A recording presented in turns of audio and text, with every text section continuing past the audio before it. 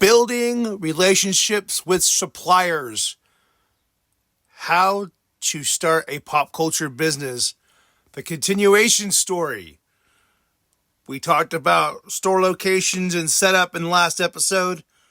And we also talked about sourcing your inventory. And the most important thing is finding your niche. What is it exactly you're going to sell? But once you figure out those things, you have to figure out how to have a relationship with suppliers. Who are suppliers? How do you find suppliers? We're talking about that. There's different ways to build a relationship with suppliers. If you're a thrift person like me, you can get to know people that work at the thrift stores. I'm not telling you to pay them to give you information, to give you product.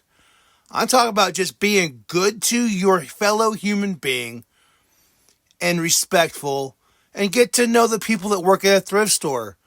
And then they may be like, hey, I can give you some tips or some ideas of what's coming up, some intel. But don't bribe them. Don't be that person. It's really good to get to know people that work at a thrift store, if you can. Then also getting to know people that yard sell, because yard sales are a great place to get collectibles, depending on where you live, the location. The bigger the city, the more opportunity for more yard sales and for more thrift stores for that matter. The more thrift stores you have in an area, the more of a chance you have to get inventory. Also, your big box stores, Walmart, Target, get to know the employees that work in that area. That way they can give you an idea like, oh yeah, we stock things on this day, or hey, we're looking forward to this product coming in this time soon. Cool. Also, if you can find a buyer online like eBay, get to know your people that sell on eBay. If you buy from people and you start doing it more than once, you find yourself buying from that same person. Reach out to them. It's like, hey, what kind of inventory do you have? Let's talk about maybe sourcing out and working me a deal. If I buy more, you cut me a deal. Make your day better, make my day better. Let's help each other out. The easier it is for you to get your product, the happier you're going to be. I promise. When I was talking about getting to know people that work at the thrift store, you can also network with fellow resellers. It doesn't matter if they sell in a brick and mortar, or if they're an online seller, or if they're a booth seller. Get to know people, resource, be a part of a community.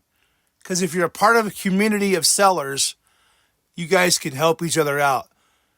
My line of work right now, working at a Goodwill bin, I can see the interactions of the shoppers and how they know each other and the respect that they have for each other.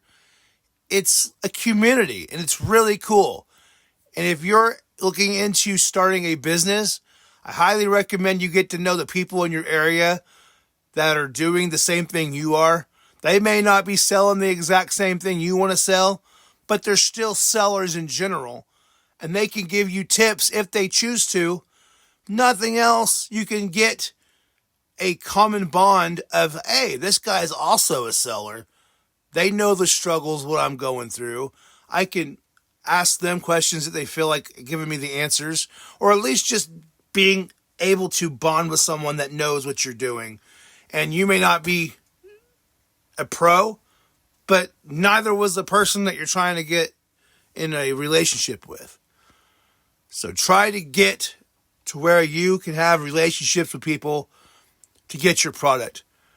Because if you don't have relationships with people, you're going to have a bad time getting your business going. Doesn't matter if you're a brick and mortar or if you're online. You got to have the resources and build the relationship with the vendors to be able to get your product. Because if you don't have product, you don't have a store. Plain and simple. And that's the point. You want to have a business to be able to sell your product to where you can either fund your hobby, or if you're starting a business and you're getting a brick and mortar, you want to support that business. And you want to be able to have the overhead to where you can make the sales each month. Gotta have great relationships with people to be able to sell and to be able to have business, to be able to buy your product. I hope you're getting good tips today. Comment below something you've learned today. Also, if there's anything else that I should add to this, let me know. I'll make another video about it. So, today we have learned we need to have a relationship with a buyer, with someone that's got inventory that can get my source information, that I can get my physical product to where I can give it back to the community to make my sales, to make your sales, to where we can go make the world go round. Because if we don't have the product to sell, you have no store, you don't have happy customers, you have no business. And the only way to get happy customers is to have product in your store that you can sell. Nobody likes going into a store and seeing the same thing every time and nothing else. That makes people not want to come back. Unless you get the weird random person like me. And I say weird because we're all collectors. We have our niches. We're weird, but we're in a good weird. I like going in and it makes me feel comfortable, nostalgic. I love walking into a store and seeing stuff. I'm not saying you shouldn't get more inventory. Please don't take it that way. You gotta have product and recycle it out, get more product. And that's what comes to mind that I need to tell you about your building relationships with people at a thrift store. You have your product. It sits there for quite a while. You can't sell it. Absolutely cannot sell it. Go donate it back into the community. Let somebody have an opportunity to grab that item to wherever you didn't make the sale, somebody else can.